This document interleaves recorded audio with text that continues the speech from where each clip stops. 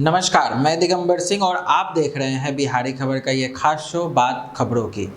मंत्री जी लोक निधि की मशीनें निजी क्षेत्र में देने से पहले गरीबों की भी सोचें।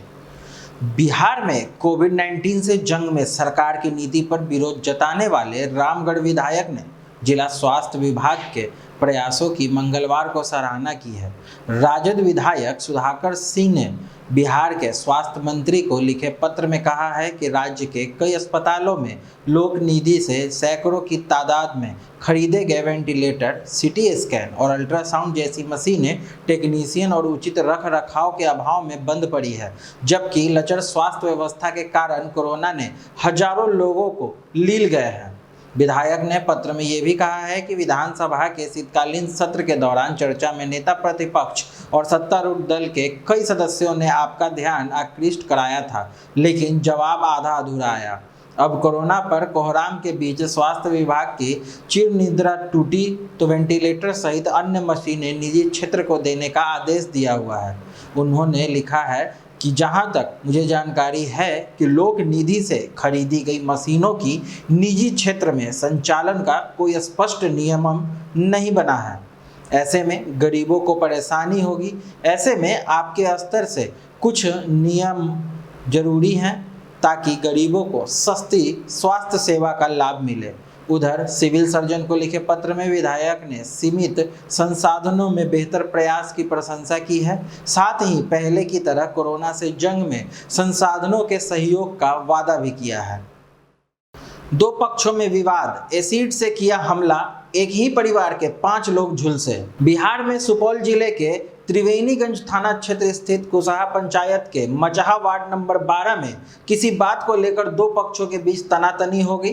देखते ही देखते दोनों ओर के लोग उग्र हो गए और एक पक्ष के लोगों ने दूसरे पक्ष के लोगों पर एसिड फेंक दिया। अचानक हुई इस घटना में अनमोल यादव के परिवार के चंद्रशेखर कुमार, बबलू कुमार, ओम प्रकाश कुमार, तरुण कुमार, अमित कुमार गंभीर रूप से जख्मी हो गए हैं। पुलिस सूत्रों से प्राप्त जानकारी के अनुसार मामूली विवाद को लेकर दो पक्ष आपस में भिड़ गए थे। इस दौरान एक पक्ष के लोगों ने दूसरे पक्ष पर एसिड फेंक दिया। इस हादसे में 5 लोग झुलस गए हैं। सूचना मिलने के बाद मौके पर पहुंची पुलिस जांच पड़ताल में जुट गई है। इस मामले की जानकारी मिलते ही अफरा तफरी मच गई। आनन फानन में ग्रामीणों ने घायलों को तत्काल अनुमंडलीय अस्पताल पहुंचाया गया। वहां उन सभी की प्राथमिक उपचार के बाद सदर अस्पताल सुपौल रेफर कर दिया गया। बताया जा रहा है कि अनमोल यादव के पड़ोस में रहने वाले रुपेश शाह के घर पर सोमवार की शाम पूजा हो रही थी। पूजा के बाद सभी लोग जगह जगह लावा का छिड़काव करने लगे। इसी क्रम में अनमोल यादव के घर में भी लावा और जल का छिड़काव कर दिया गया। अनमोल यादव के परिवार ने जब इसका विरोध किया तो दोनों पक्षों के बीच विवाद बढ़ता चला गया। इस बीच एक पक्ष के लोगों ने घर में रखे एसिड से हमला कर दिया। थाना अध्यक्ष संदीप कुमार सिंह ने बताया कि मामले की जांच की जा रही है। नेशनल हाईवे 327E पर पुल क्षतिग्रस्त, भारी वाहनों के परिचालन पर रोक।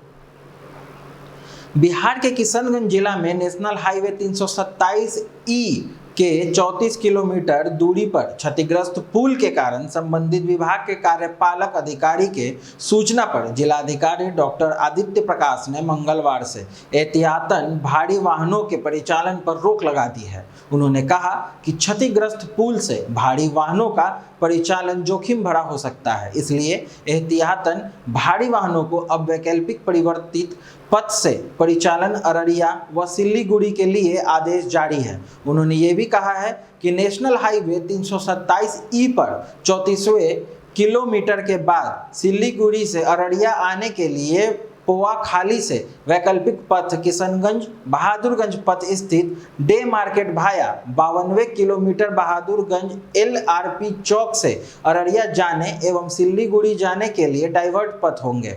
इसका सख्त अनुपालन के लिए 3 गृह रक्षा वाहिनी जवानों का प्रतिनियुक्ति कर दिया गया है।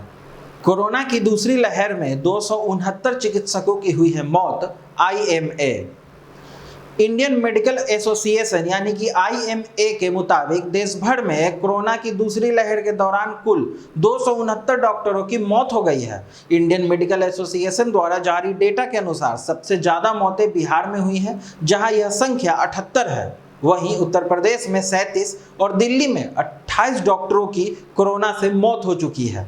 INX मीडिया डील जांच के दौरान दर्ज बयानों और दस्तावेज आरोपितों को देने पर हाई कोर्ट की रोक।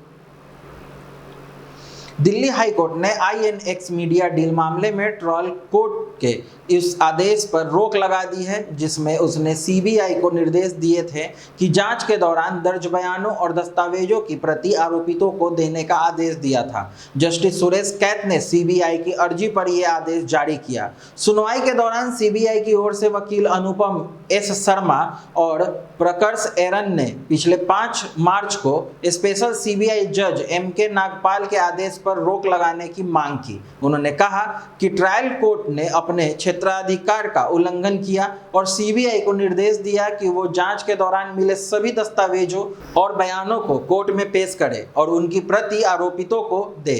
उन्होंने कहा कि कोर्ट ने ये भी जानने की कोशिश नहीं की कि CBI उन दस्तावेजों को आधार बना रही है कि नहीं। उन्होंने कहा कि अपराध प्रक्रिया संहिता में ऐसा कोई प्रावधान नहीं है कि कोर्ट जांच एजेंसी को निर्देश दे कि वो उन दस्तावेजों को सौंपने का निर्देश दे जिस पर वो भरोसा नहीं भी कर रही है। पिछले 24 मार्च को कोर्ट ने ED की ओर से दाखिल चार्जशीट पर संज्ञान लिया था। कोर्ट ने मनी लॉन्ड्रिंग एक्ट की धारा 3 और 70 के तहत दायर चार्जशीट पर संज्ञान लिया था। इन मामलों में CBI ने 15 मई 2017 को FIR दर्ज की थी। उसके बाद ED ने 18 मई 2017 को FIR दर्ज की थी। CBI ने भारतीय दंड संहिता की धारा 120B, 420 और भ्रष्टाचार निरोधक कानून की धारा 8, 12(2) और 13(1)D के तहत आरोप लगाए हैं। ये FIR INX मीडिया की निर्देशक इंद्रानी मुखर्जी और चीफ ऑपरेटिंग अफसर पीटर मुखर्जी की शिकायत पर दर्ज की गई थी। कृति चिदंबरम पर आरोप है कि उसने फॉरेन इन्वेस्टमेंट प्रमोशन बोर्ड से अनुमति दिलवाने के लिए INX मीडिया से पैसे वसूले थे। इस मामले में जिन लोगों को आरोपित बनाया गया है उनमें P Chidambaram, Karthik Chidambaram, Subramaniam Bhaskaran, messrs advantage strategic consulting Singapore limited, INX media private limited, advantage industrial sportive SLU, messrs Kriya, FMCG distributors private limited, messrs north star software solution private limited, consultancy private limited शामिल हैं। आगे की और ऐसी खास खबरों के लिए हमसे जुड़े रहें। बिहारी खबर के फेसबुक पेज और यूट्यूब चैनल को लाइक शेयर और सब्सक्राइब करना ना भूलें। धन्यवाद।